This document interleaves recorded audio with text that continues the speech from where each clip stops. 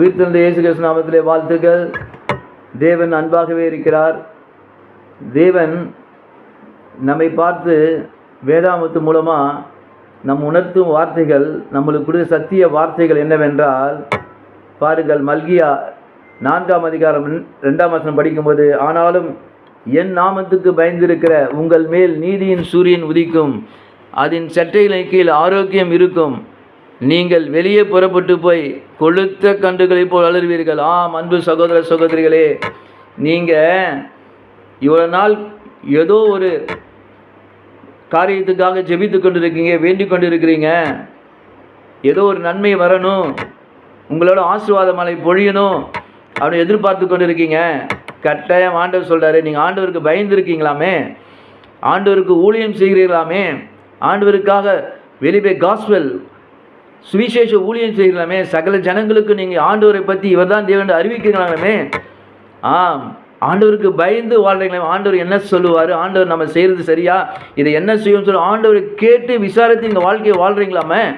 ஆம், உங்களை பார்த்து, தேவனுக்கு பயப்படுறதை பார்த்து, நம்மை பார்த்து ஆண்டவர் சொல்றார், உங்கள் மேல் சாதாரண சூரியன் இல்லை, நீதியின் சூரியன், ரைச்சியஸ் சன், அது உதிக்குமாம். அது உதிச்சுட்டா போதும், அவ்வளோதான், உங்கள் வாழ்க்கை எல்லாமே நன்மையாக இருக்கும்.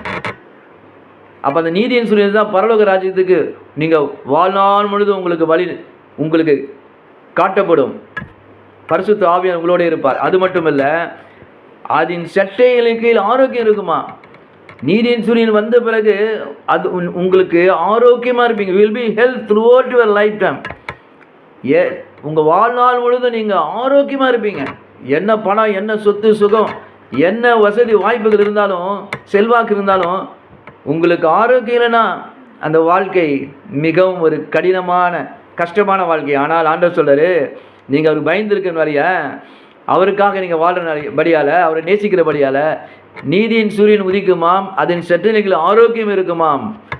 அது மட்டும் இல்லை, நீங்கள் வெளியே புறப்பட்டு போய் கொளுத்த கன்றுகள் இனி இருப்பீர்கள், செழித்து இருப்பீர்கள், வாழ்ந்து இருப்பீர்கள். கர்த்தர் இந்த வசனத்தை உங்களை ஆஸ்வதிக்கிறார். பரலோக தேவன் ஆவிக்குரிய ஆசீர்வாதம் தந்து ஊழியத்திலையும் வல்லமையாக பயன்படுத்த போகிறார்.